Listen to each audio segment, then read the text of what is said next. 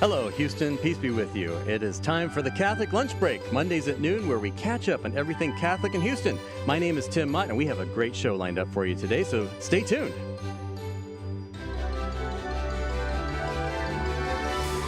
Coming up on today's show, did you know that there is a Passionist brother from the Holy Name Passionist Retreat Center who has written a Christmas comedy stage play, and it's going to be produced at the University of St. Thomas by a Catholic production right here in Houston. We're going to be talking to the whole team today, getting the full story of the play, and I believe after this you are really going to want to see it. Plus, we have the newest member of the Caritas Women's Care team joining us today to talk about his story, and we're going to welcome him to Houston as well. Plus, we have David Magianas running the board, Carol Herrera, who has departed from the video. She has left the video to our Cristo Rey interns, Jesus and Valeria. You guys doing okay over there? Good, good. Jesus, Valeria? Excellent. So if you want to see that video, and I know this is supposed to be radio right now, and a lot of you are driving in the rain, but if you want to see the video, you can go to our Facebook group, GRN Houston, our Facebook page, GRN Online, or our YouTube channel, GRN Online, and see us there. Carol, on the microphone over here, is our super volunteer. I guess you're supervising today, right? Yes, I am. Yeah, you're supervising. Yes, okay. I've left the cameras in very capable hands. Good, good. So where were you at church yesterday, since you're making your rounds about going to every single church in the Archdiocese? Yes, I'm doing my best. Anyway, this weekend I went to Sacred Heart Catholic Church in Richmond, Texas. Nice. Yes, yes. The Richmond. pastor, yes. And the pastor there is Father Joseph Ho. Yes. And I went to the 11:30 Mass yesterday, Tim, and it was packed. I bet. And I was so happy to see that a lot of people returning to church. So that's good. Well, Yes. Sacred Heart in Richmond, I mean, it's a very devout parish there. Yes, you could tell that. And I wanted to tell you just a few things that I liked about it. The statues of the Blessed Family near the front of the altar. And then they had this great choir, and the priest gave a very good homily yesterday. And during that time, he also mentioned something that I was very surprised about, and that was that Blessed Carlos Acutis miraculous exhibit was there at the church. Yes, the exhibit on Eucharistic miracles. Yes. Did you get to go see it? Yes, I took advantage of that too, and it was fantastic. Oh my goodness. I could not believe what I was seeing and what I was reading. But then I thought, everything is possible with God. So it was just a fantastic experience. And I just want to encourage anyone, if you haven't been there before, if you haven't seen the exhibit, please go see it. It's going to be worth your while. It was just incredible. You'll walk away in awe. I mean, that's the way it was for me. David, have you seen the Eucharistic Miracles exhibit before? I have not yet. Okay, yeah, neither have I. It's come through Walsingham a couple of times, and I was trying to get over there to see it, and I wasn't able to make it. But wow, now I have a personal recommendation from Carol. I spent the whole day there, right after Mass. I spent the rest of the afternoon going through the exhibits one by one, seeing all these incredible images and readings about the different miracles that have happened. Great. Well, shout out to Sacred Heart Catholic Church in Richmond. And we're going to go ahead and get started with prayer like we always do. In the name of the Father, the Son, and the Holy Spirit. Amen. Amen. Remember, O most gracious Virgin Mary, that never was it known that anyone who fled to thy protection, implored thy help, or sought thine intercession was left unaided. Inspired by this confidence, I fly into thee, O Virgin of Virgins, my Mother. To thee do I come, before thee I stand, sinful and sorrowful. O Mother of the Word incarnate, despise not my petitions, but in thy mercy hear and answer me. In the name of the Father, the Son, and the Holy Spirit. Amen. Amen. Amen. Okay, so this program is where we catch up on everything Catholic in Houston, and so we are going to catch up on what happened last week. There was a bunch of stuff that happened right at the end of last week. David, you and I were all over the place. So I got to go up to Spring and the Woodlands and then downtown and stuff. But we went to the Heights on Thursday for the prayer breakfast, which was really, really fantastic. Had a great group of people there. A lot of people ready to plug their business and to network, and we gave away this really great door prize that Itzy, thank you, shout out to Itzy Solis, attorney at law. Itzy, yes.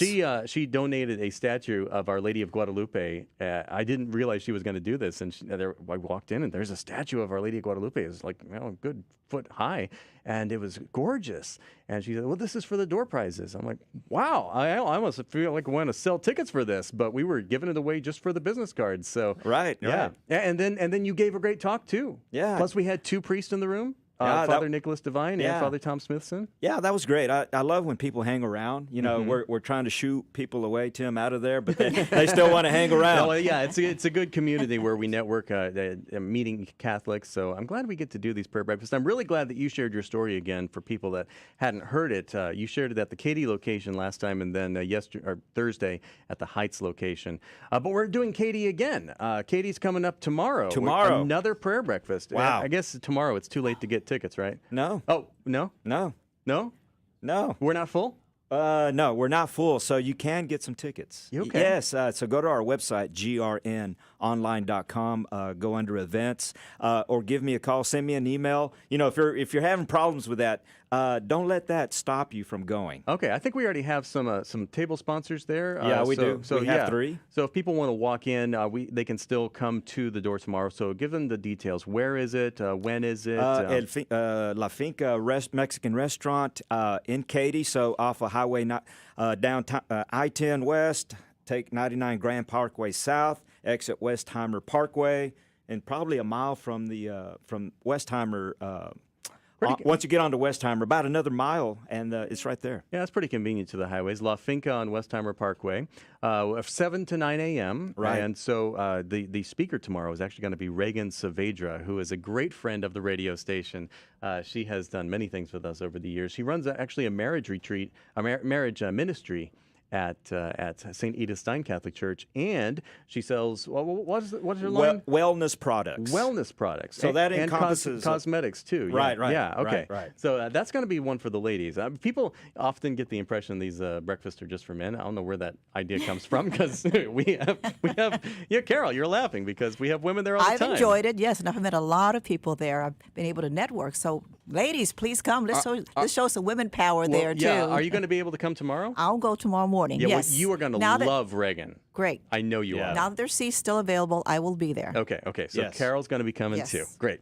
Tomorrow. Tomorrow. You can sign up for that, grnonline.com/Houston Breakfast, grnonline.com. And it's only $10. It's only $10. So go ahead and that really barely covers the cost of the meal. It's not a moneymaker for us. It's just for you. So go ahead and do that.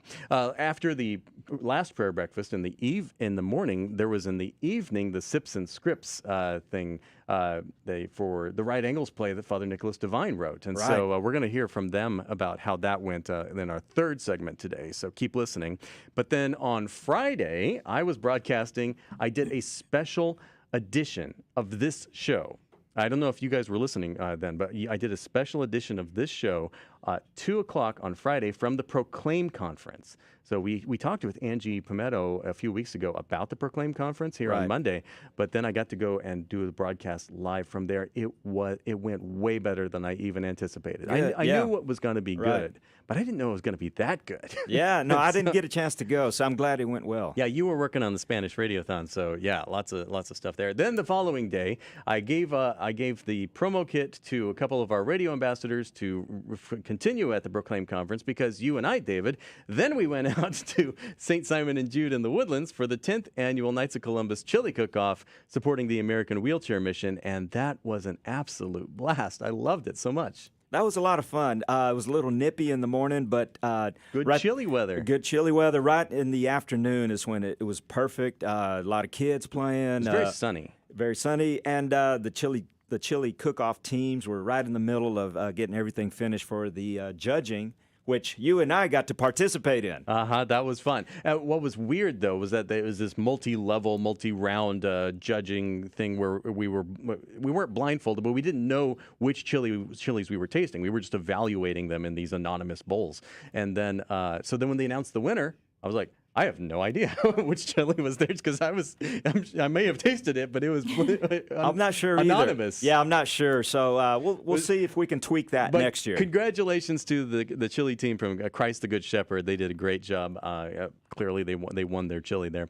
And the Knights of Columbus. We got to talk to a fourth degree Knight of Columbus, Chris Lewis, who's the president of the American Wheelchair Mission, doing amazing things. If you have not learned about the American Wheelchair Mission, I encourage you to go check it out online, American Wheelchair Mission.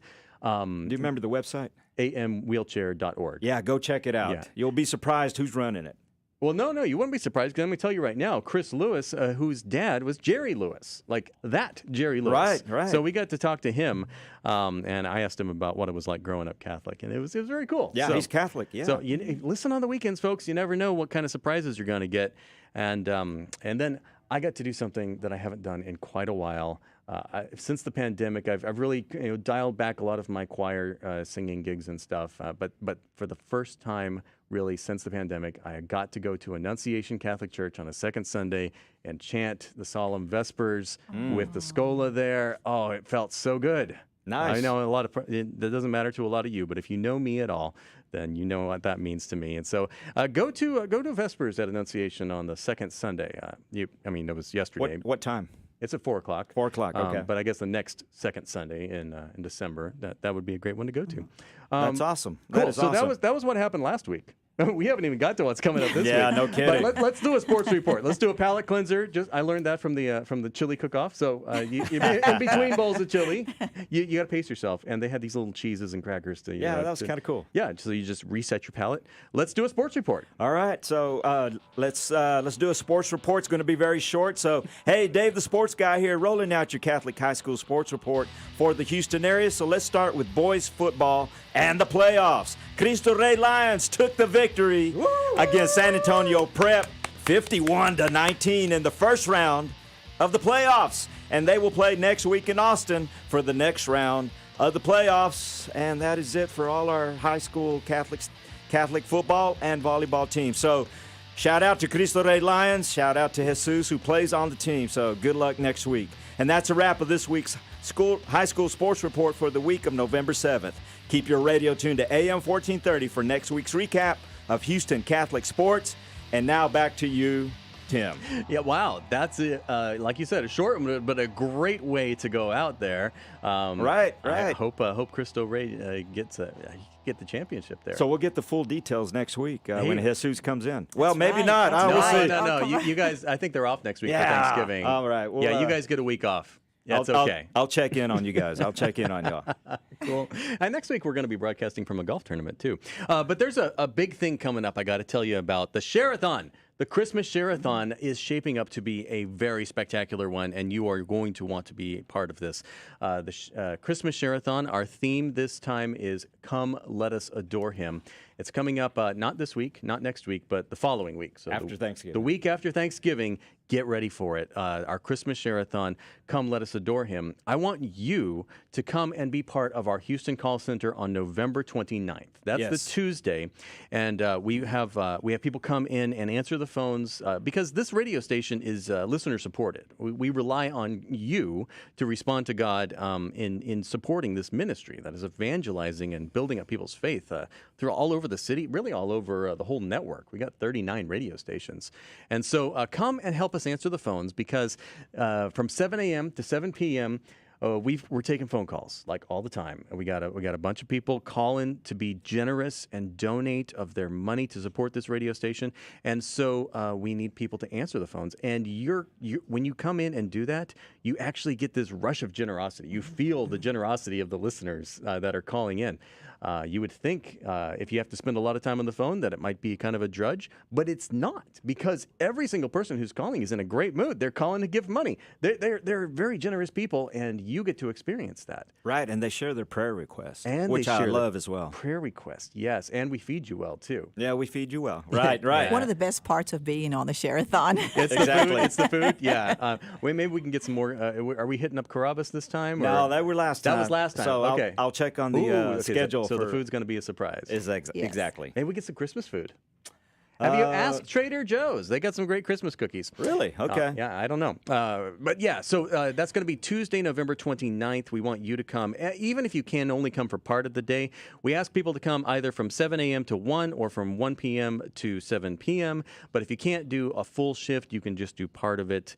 The way that you get in on that, before all the spots fill up, we only run about we have like maximum 8 spots, I think, if we do the overflow in the offices. Right. So we can do 8 people at a time.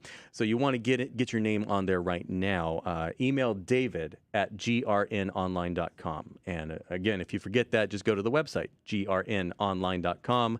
I'll say it slowly because it's Guadalupe Radio Network, GRN, then the word online.com. And they can be the first one. A lot of people want to say like grn.com, but it's not. It's grnonline.com. Yeah, they can be the first one. You'll be the. Oh, you haven't even started the schedule yet. I have the schedule. It's open. It's on my. I see it every morning. Oh, and there's no names in there There's yet. No names yet. Okay. Yeah. Well, I have a pro tip on that. If you want to get the announcements about these before they go out, and you don't want to just remember when you listen and hear it on the air. Get on our email list because then you'll get those announcements and you can respond as soon as you get it.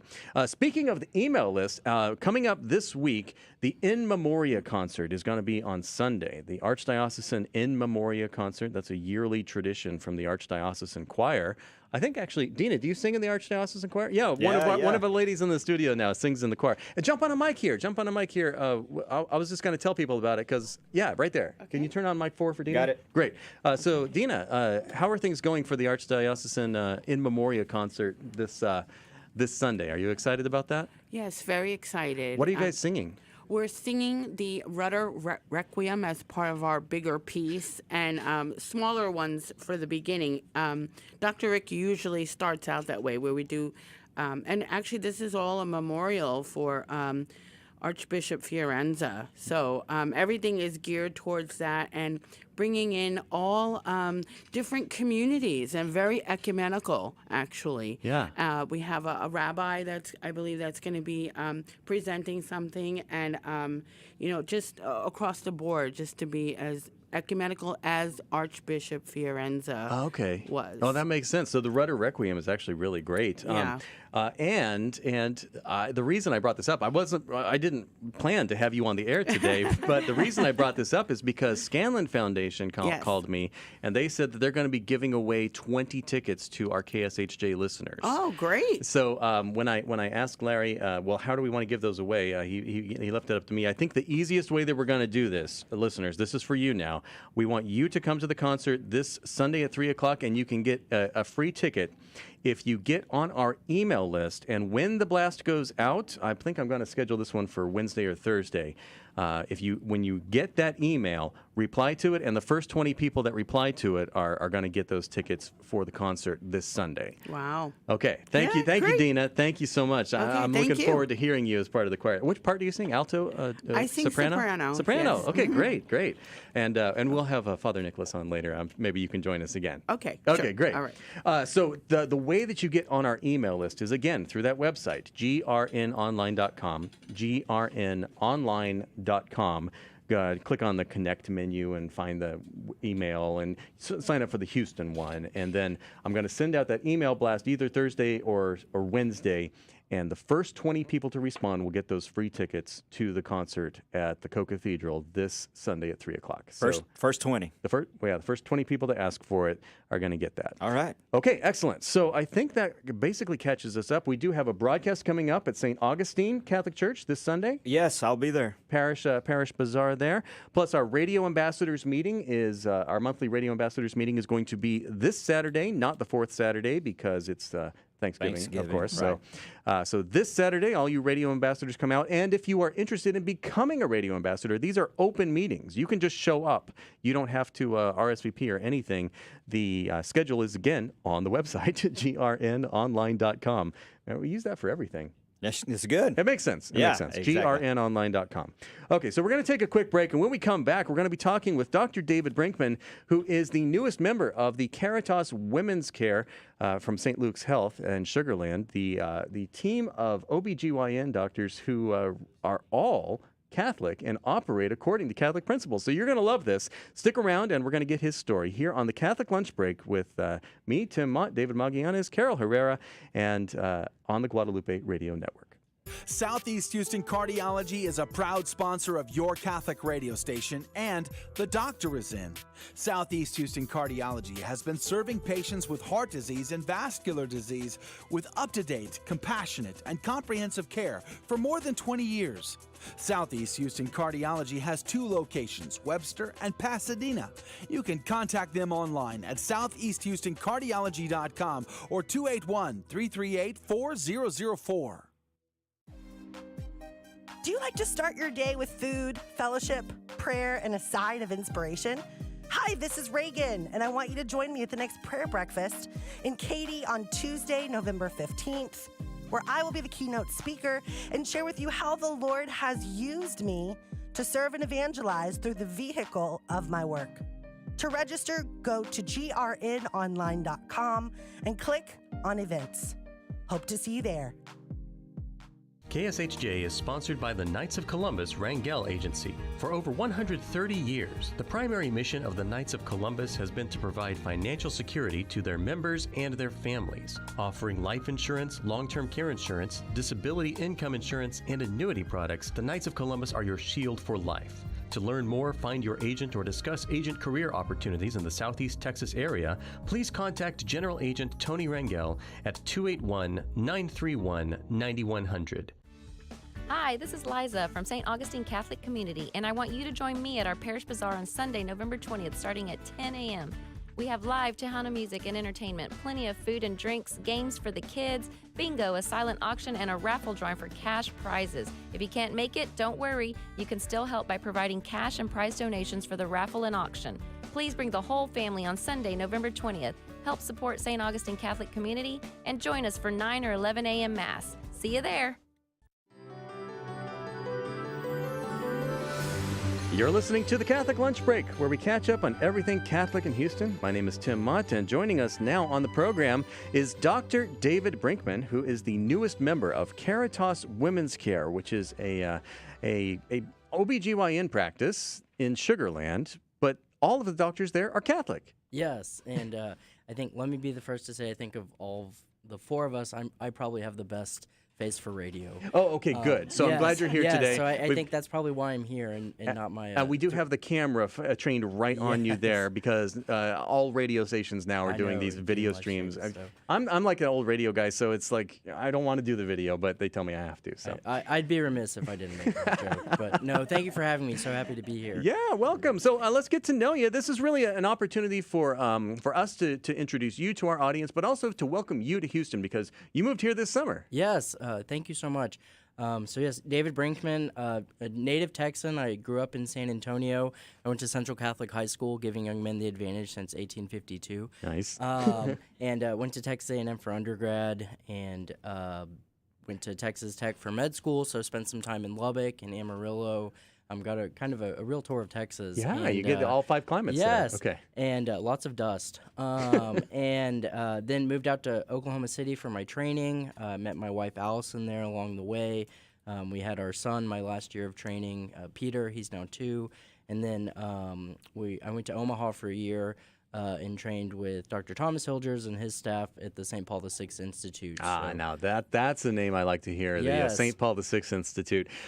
Did you grow up Catholic? I did. Okay. So we attended St. Paul's Parish in San Antonio. We were very active in the parish. My grandparents went there as well. I went to Catholic school my whole life. Very much a cradle Catholic, but I think really... kind of came into my own in the faith. In high school, I had an exceptional freshman religion teacher, Father Cowie, rest his soul, and then my Catholic morality teacher sophomore year, Deacon Cunningham. I think he really laid a foundation, which I think without that understanding, I'm not here where I am today. Mm-hmm. So, and it's neat to have that, and especially having that foundation. And my wife is a convert,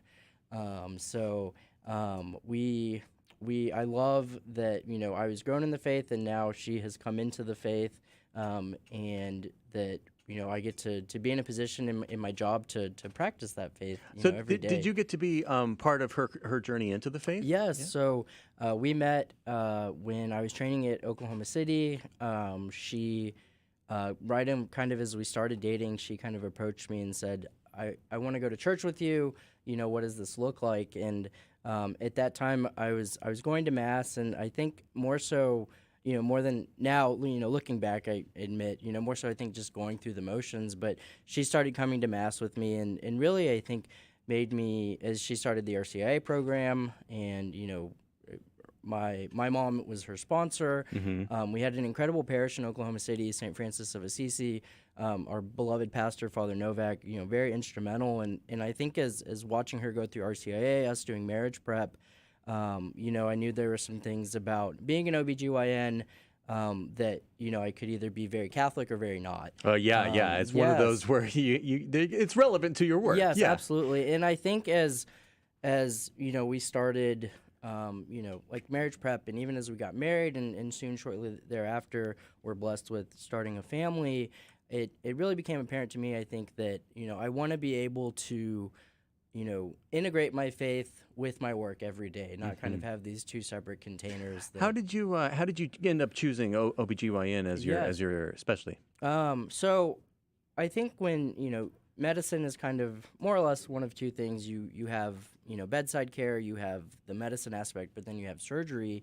And I knew that I wanted to do both, but I wanted some kind of aspect of relational care with my patients. I wanted to be able to be people's doctors for lives, to know that, that Dr. Brinkman is my doctor. And I really valued that relationship aspect, and I looked at obstetrics and gynecology, and initially actually I thought that I wanted to do further specialty and do gynecologic oncology.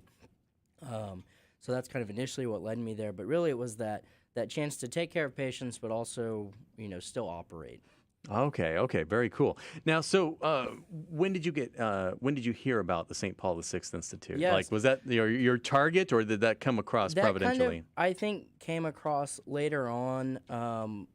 I was very fortunate that while I was at A&M, St. Mary's Catholic Center, incredible campus ministry program. I was very well versed in theology of the body, and my mom would always tell me, she listens to y'all in San Antonio, that there's the St. Paul VI Institute that runs an ad, and so it was always kind of in the back of my head, and I think it was really that in residency where I kind of thought, okay, well, what do I want to do next?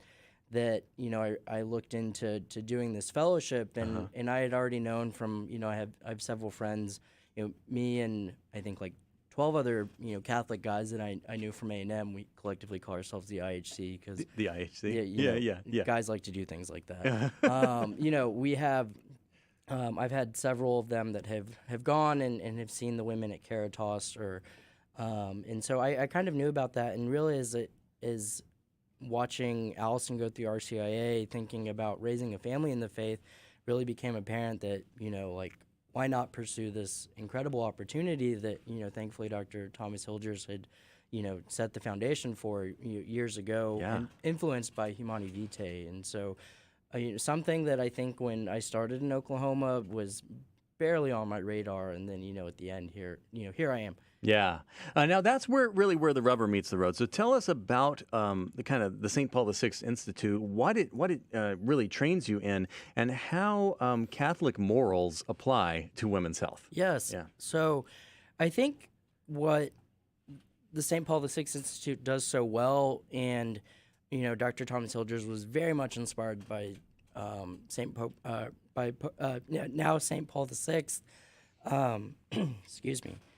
OBGYN is, in looking at it through a Catholic lens, is it's such a special place where science and faith intersect. Yeah. We've in the last 50 years have come so far along, not just in like women's care, but in medicine with how we take care of people, what we know, and so when you look at the St. Paul VI Institute, I think Dr. Hilgers, truly a man of faith, took a look at, and he was very, very much on the front lines, being very vocal about pro-life. He was looking at, what options do women have, for infertility, and this was as the time as like assisted reproductive technologies were gaining steam. Of course, in the 60s, you have, widespread use of contraception that kind of makes its way out into culture. And so he looking said, what can I do? And from his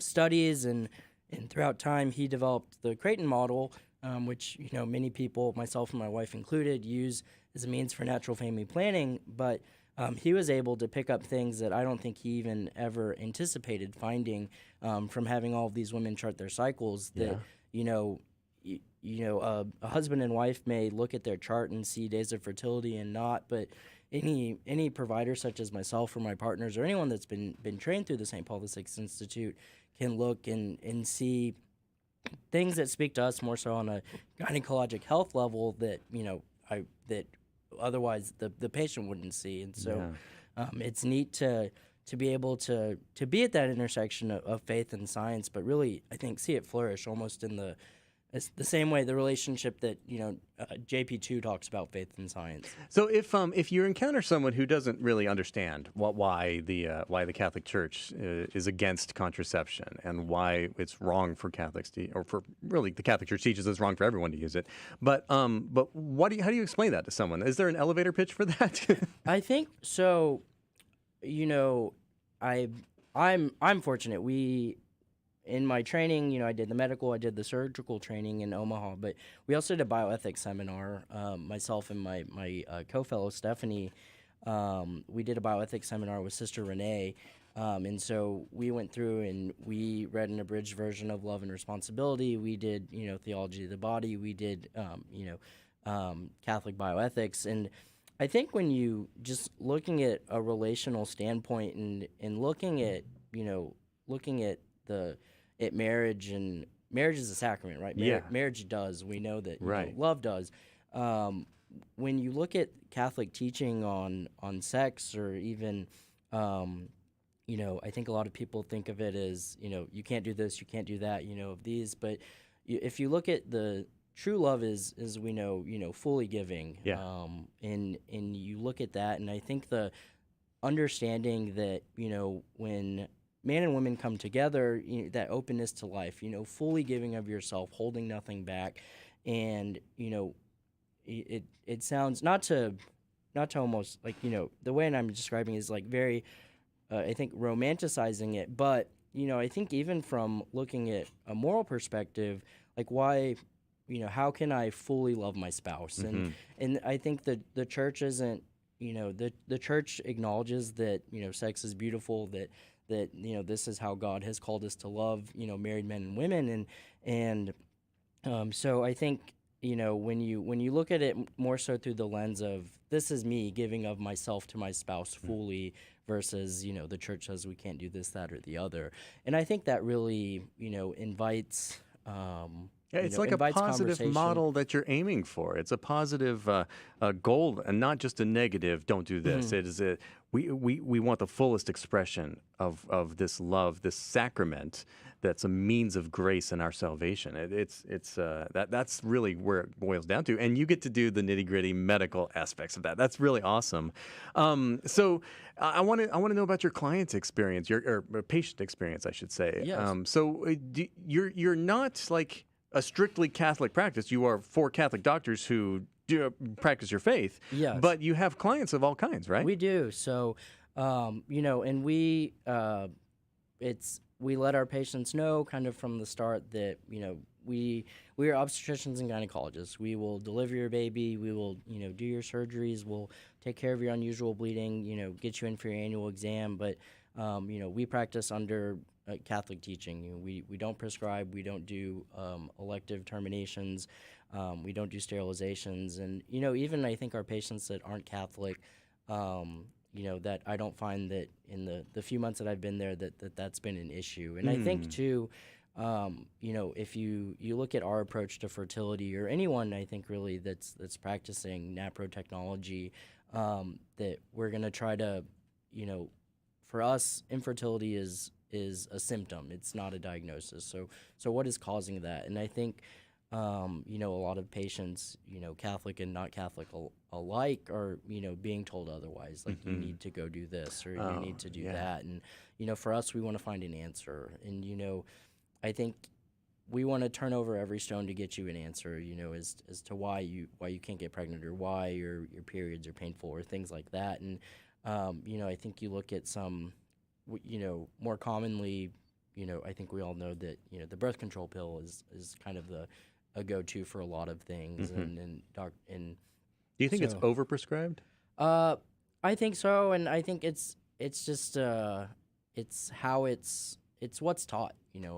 I was in training. Yeah. So you were taught, I mean, because you went to Yes. medical school and Yeah, you got the and- regular mainstream medicine there. Yes, and so it's very much what's taught, and so I think we have these patients that appreciate us, in many ways thinking outside of the box, and I think even from personal experience, my wife and I have benefited from NAPRO technology. She had surgery last December with Dr. Teresa Hilgers, and she used to have, a regular cycle. She underwent a procedure that myself and my partners all offer called ovarian wedge resection, and she went from having a period every 3 to 4 months to now being very regular, and it's much easier for us to participate in family planning. And so I think I like to talk to my patients that we've had personal experience with this, that this is something that we've been through, and so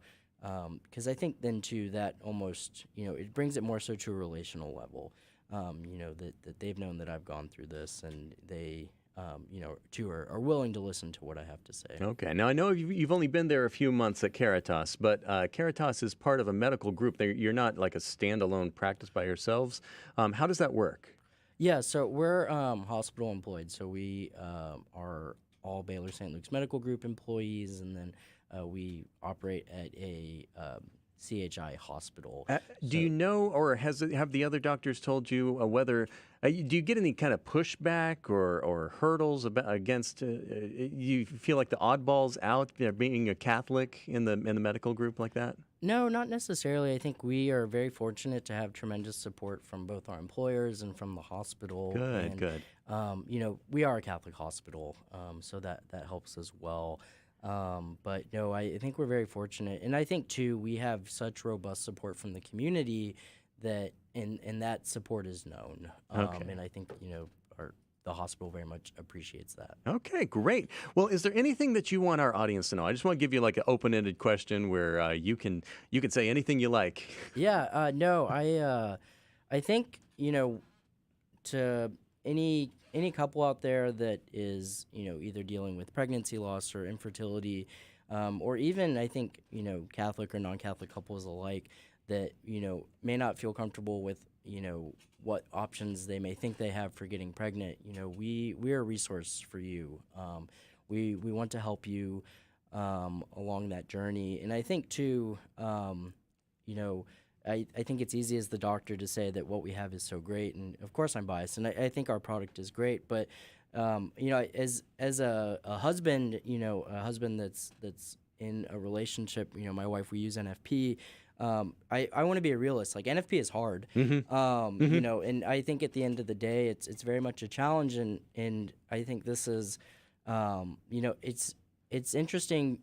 I'm in a very special situation where I get to be a man in women's care, but I think, I enjoy that aspect. And so my challenge to all of the, I think, husbands listening is, be very much active, in the NFP process. This isn't something. Be a partner. Yes. I mean, you're not just it's not transactional. It's a sacrament. Yes, very much. It's a sacrament. So be together with your wife in this. Yes, and I think too, I would encourage people talk about it with your friends. Like I said, I'm blessed to have a close knit group of guys that we are all wanting to get our spouses to heaven, our families to heaven, and so we talk about it. It's a very normal conversation, and I think the same goes for people dealing with infertility, for people dealing with pregnancy loss. I know personally we've experienced pregnancy loss, and in the beginning we're kind of quiet about it, and those are hard sometimes conversations to have, but I think,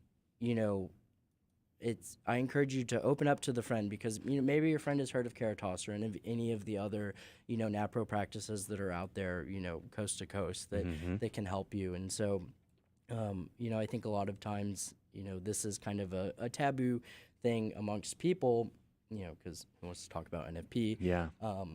But I really encourage you to have those conversations with friends and to reaffirm, your friends' decisions. Like, what we're doing is right. And so, and I think I'd also like to shout out the Sisters of St. Francis of Perpetual Adoration. Okay. My youngest sister is a nun with them. Oh, good.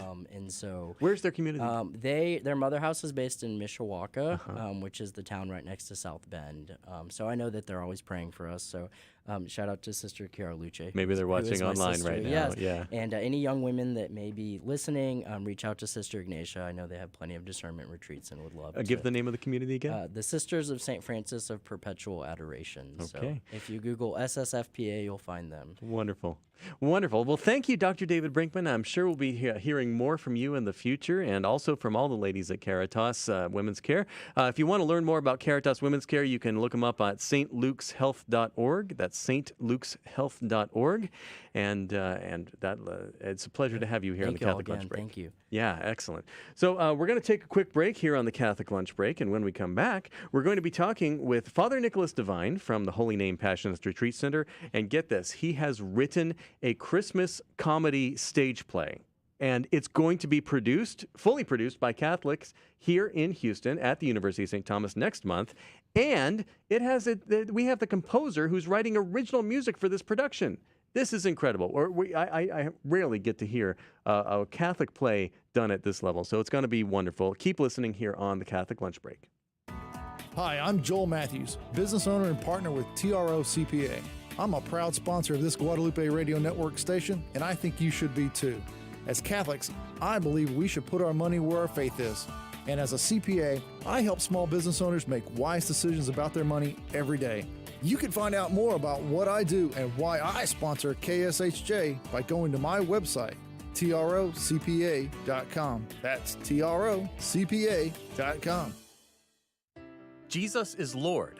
Come, let us adore him in the most holy sacrament of the altar. Hi, Tim Mott here, General Manager of this Guadalupe Radio Network station. To continue bringing you the inspiring and educational Catholic programs you love, I'm asking you to participate. As a nonprofit lay ministry, GRN relies on you, the listener, to cover the costs of broadcasting on the air and on the app. There are 3 things that I would ask you to do before the Christmas Share-a-thon begins November 29th. First, pray in front of the Blessed Sacrament that God would meet the needs of this radio ministry. Second, volunteer for the Houston Call Center on Tuesday, November 29th. And third, sponsor a matching gift hour before the Share-a-thon starts. Please call or email me as soon as you can. You can find my contact info on our website, grnonline.com. grnonline.com. You're invited to the 3rd Annual Archdiocesan African Cultural Heritage Festival on Sunday, November 20th at 3 p.m. at St. Cyril of Alexandria Catholic Church. Join in liturgy as expressed through traditional worship of countries of Africa, the Caribbean, and the Americas for Christ the King Sunday Mass. Cultural heritage will be shared with artifacts, food, fun, and fellowship following Mass. This annual tradition is supported by the African Catholics and the Catholics of African descent in the Archdiocese of Galveston, Houston.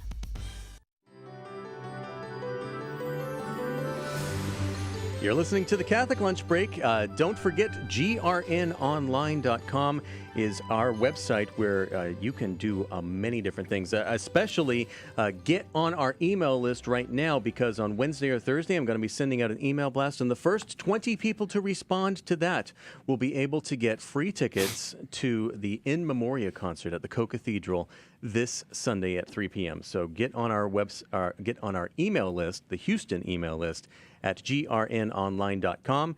And while you're there, you can also purchase your ticket for tomorrow's prayer breakfast in Katy. You can sign up for the Share-a-thon on November 29th, and you can become a radio ambassador as well. It's all on grnonline.com. Right now, I want to welcome back to the Catholic Lunch Break Father Nicholas Devine, Eric Del Murray, and Gonzalo Ramos. And you guys have all been on the show before, so here we are as a group.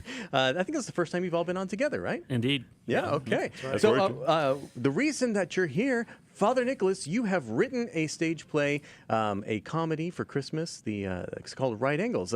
Tell me about where you got this idea from. What's the play about? Well, thank you, Tim. It's great to be back. It's like a family reunion here at 1430, right? And Right Angles, a Polish-American Christmas comedy. Are you Polish? I am. My mom's. Oh, yeah. There you go. So you know this from the inside. Okay. Right. And what's my mom's. What's funny about it? Well, you know, You gotta go to the play. our life experiences, Tim, are very authentic and more interesting than fiction. So it's a sort of a semi-autobiographical history of an immigrant family coming to the U.S. and how we try to assimilate the beauties of our newfound country, but also keeping our family traditions. Okay. And now, are non-Poles like me going to understand the jokes and the references? I believe so. In fact, last week we had a fundraiser for that, and an immigrant family from India came over to me and said, "Wow, that Polish grandmother, that's my mother." Oh, okay. So, I love it. So they can anybody can identify with it. It's not only a Polish, but it's because family is family, and family and reason have nothing to do with each other. Now, when did you write it? I wrote it when I was a Passionist novice. Back in 2016, my novice master, I was the only novice that year, challenged me to write a play after he took me to go see a play in a local theater, and unfortunately half the audience left almost before intermission. And and we stayed because we wanted to support the unpaid actors. Yeah. But he said, "Nicholas, you know something? You could write a play just as bad as that." So he challenged me under holy obedience to give it a try. I think, though, that he was wrong because clearly your play can't be that bad. But has it been staged before? Have you had a production of it yet? It has not, and So this is the world premiere. The world premiere right here in the Archdiocese of Galveston, Houston, and we're so thrilled. And we have all the right people involved. It was on God's time, and God's put all the right people together, and they're here Okay, today. and so that means the director Eric Domare is here with Apprentice Productions. Correct. Is that right? Apprentice Productions. Tell me about how this came to be actualized, not just a book. So I heard Father speak at my parish at Our Lady of Walsingham, and there was so much that I had in common with him. He mentioned he comes from a Polish family. I come from a Polish family. He's a playwright. I'm a playwright. So I just decided to say, "Hey, Father, let's go out and have some dinner sometime, and let's just talk." So we did, and then we found out all these uncanny things that we have in common. His family is from Holyoke. My family, before they moved to Chicago, was from Holyoke. And then we started talking about different theater that we like, and he's like, "Oh, my favorite play is Forever Plaid." I'm like, "Oh man, I've been in that show 6 times." I don't even know that one. It's great, fun little 50s, 4-part harmony music. And he says, "Yeah, I saw that show. Gosh, back in Springfield, Massachusetts, about 20 years ago." I'm like, "You're kidding."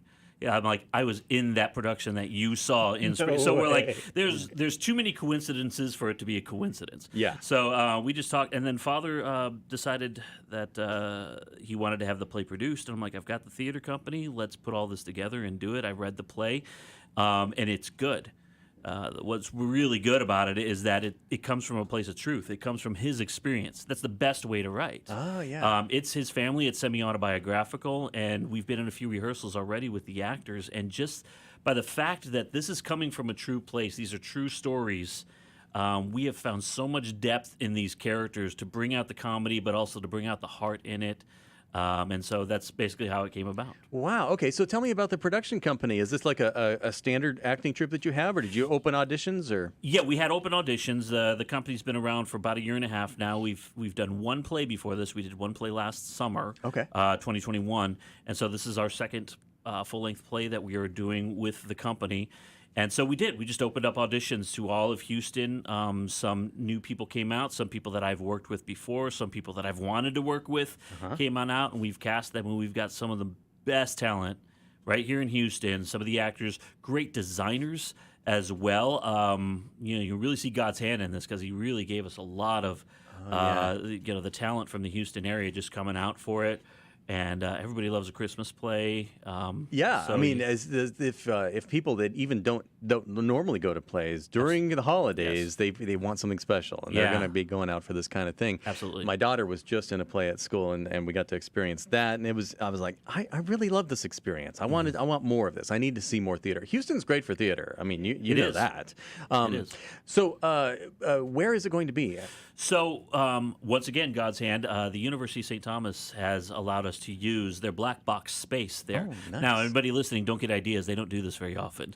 But I think I'm a former professor there, and we really know the space. So they're letting us, and there's fathers involved in it, and Gonzalo, who's connected with All Saints Parish, is a part of it. So they're letting us use the black box space there. Wow. For this production. And we're very, very grateful for that. And it's a wonderful space, very intimate space. Where is it on campus? It's in the Jones building. Okay, gotcha. Right there off of Yoakum. Yeah, okay. Great. And you mentioned Gonzalo Ramos. Yeah. Gonzalo, you're the director of the Bravura concert series. We've talked about that a few times on the air. Also, thank you for organizing the music for our Fishers of Men dinner last month. That was always great. a pleasure. Well, how did you get connected with this stage play here? So I know Father Nicholas. I've known him for some time now, and one day he started talking about right angles. And Gonzalo, I wrote this play. I have some Polish carols within the play. We chatted about that. We connected with Eric. We all met, and that's just kind of how it started. Right angles is not a musical. Right, it's a play. Yeah. However, Father Nicholas has sprinkled many Polish carols within, just to give it that good sense of what the Polish culture is and how Christmas is within that culture. So, are you writing the music for that? So I'm rearranging a lot Okay. of the Polish carols to fit within the dynamics of the scenes. However, we do have an overture. So, wow. this. So you got like your incidental music, and it's Right. worked into the plot of the play as well. Exactly. So one of the revolving carols that comes again over and over is Lulaje. Lulaje. And so Is that right? What- Lulaje, it's not one of the oldest Polish carols, but it's from the 17th century. And Lulaje, the first line is Lulaje Jezuniu moja perelko, and it kind of translates to "Hush, baby Jesus, my little pearl." It's in the same sentiment of Silent Night, right? It's okay, nice and yeah. gentle. Like rocking a baby to sleep. Exactly, and that's exactly how the play begins, with one of the main characters tending to the baby. And so that Lulaje theme kind of interweaves, as I mentioned, throughout the entire play, and it just shows up everywhere. And just using that as a cohesive, showcasing other Polish carols within blackouts and fade outs. It's really great, and some of the actors have to sing as well. Yes. And so I get to work with the actors and teach them the melody, show them pronunciations, along with Father Nicholas, who was helping with the pronunciation of the Polish. It's a lot of fun. Wow. Wow. Okay. So this seems like God is orchestrating all of this coming together, produced by the Almighty. So, Father Nicholas, I want to know about the title, Right Angles. What is the significance of right angles? Well, our matriarch, Kasha, in the play, she's always concerned with doing the right thing at the right time for the right reason. And she knows that the right way is Jesus' way. And she's always... it's grounded in the gospel, divine truth. She's always telling her family what is the right way to do things. Within the gospel parameters. But there's always a catch, isn't there? But right angles, if you know from your geometry, a right angles equals 90 degrees. 90 degrees. I knew that. And that was certitude. Good job, Tim. And that's what gospel truth is. It's very filled with certitude. However, at the same time, the life itself, with its twists and turns and joys and sorrows, does not always equal 90 degrees. Ah, there you go. I get it. Okay. So there might be some twists and turns in this play as well. We find ourselves at the foot. We find ourselves at the foot of the cross, knowing that that life is not always certain, and that we have to trust in God and not ourselves. Gotcha. So this sneak preview that you guys had on Thursday, I remember Dina announced it at our prayer breakfast. I was like, tonight, come on out for the Sips and Scripts. How did that go? What did the audience think? They loved it, and so we had some of the actors perform snippets of scenes for some of the donors and some of the people that were there. And as any actor, we're doing a brand new play that's never been produced, and I've been in that experience before where you cross your fingers. Gives you it's some like, freedom, right? Yeah, it gives you some freedom, but you're like, okay, we haven't proven that it's going to work yet. And I think some of the actors got there, and everybody was in stitches with the comedy in these scenes. They absolutely loved it. So I think that gave some of the actors a little extra confidence right there to say, "Oh, this is going to be good." But it's also a credit to Father's words that he put down there in the script that are just absolutely wonderful. Were you known as kind of a funny guy, Father? Not really. Not. but to Eric's point, our cast, even a Polish-American comedy, it is an international cast. It really is. Okay, Yeah, wait, yeah. how does that work? Well, I mean, the actress playing Kasia, the lead female role, is British. Okay. And we have some Hispanic heritage people playing Polish characters, and so I think we might have one, maybe two people of Polish descent actually in the play right there. But I think, like what Father said, family's family. You know, the Polish matriarch in here could definitely be, like you said, Indian matriarch, Italian matriarch. You know, there's that. I bet and that just tapped immigrant into it. experience is pretty common from different cultures. Yeah. Absolutely, and that's the fascinating thing is that they are immigrant characters. It's set in the early 1960s, but the play doesn't deal directly with this. But you have to talk about they came over. They were immigrants after World War II. So these characters probably saw some rough times over there trying to get to America. So we talk a lot about how the characters would come from that and then still be concerned about these wonderful lighthearted things or these things like Christmas dinner. And we talk a lot about that in the rehearsals, and that's a wonderful, wonderful aspect of it. And the actors can connect with these characters in that specific way. And so, like I said, the play is just rich. These characters have so much to talk about, so much depth, because they're based on real people. Yeah, and it's fun. Yeah, that's incredible. Gonzalo, how does it feel to you? Are you feeling like it's coming together well? It's coming together great. Again, going back to the Simpson scripts, we had the actors read from the scenes, but also we included 2 flutes and a harp to play some Polish carols, around before the scenes came on. We had traditional Polish hors d'oeuvres prepared by Dina and some of the helpers or the volunteers. So it's really coming together. As Eric is saying, that Right Angles is really rich in the culture. I have to do my homework and really dive in to learn more about these Polish carols. Wow. Okay, so I guess the last thing is just to tell people where they can get tickets. Okay, so at the moment, you can go to apprenticeproductions.com. Right now, we are sold out. What? No way. You're sold out. But wait, you come on the radio and you tell me you're sold out. There are still opportunities to get tickets. You can get rush tickets at the door. For any unclaimed tickets, you can get them there. And there will be a few tickets that are going to be released back into the inventory here, so keep your eye on that website. You can still come out and see it. ApprenticeProductions.com. Okay, Father Nicholas Devine, Eric Domeray, and Gonzalo Ramos, thank you so much for coming out and joining us on the Catholic Lunch Break. Thank you. Thank you, Tim. Absolutely. Okay, ApprenticeProductions.com is for the Right Angles play. StLukesHealth.org is for Caritas Women's Care. And, of course, GRNOnline.com is for everything Guadalupe Radio Network. We've already mentioned the Share-a-thon. We've mentioned the prayer breakfast, which is coming up tomorrow. We've mentioned the radio ambassadors. You can join that. And I'm giving away free tickets to the In Memoria concert this coming Sunday for those who are on our email list. So go to grnonline.com, get on the email list, and we'll update you on all of this stuff. Until next time, Houston, stay Catholic, and may God richly bless you.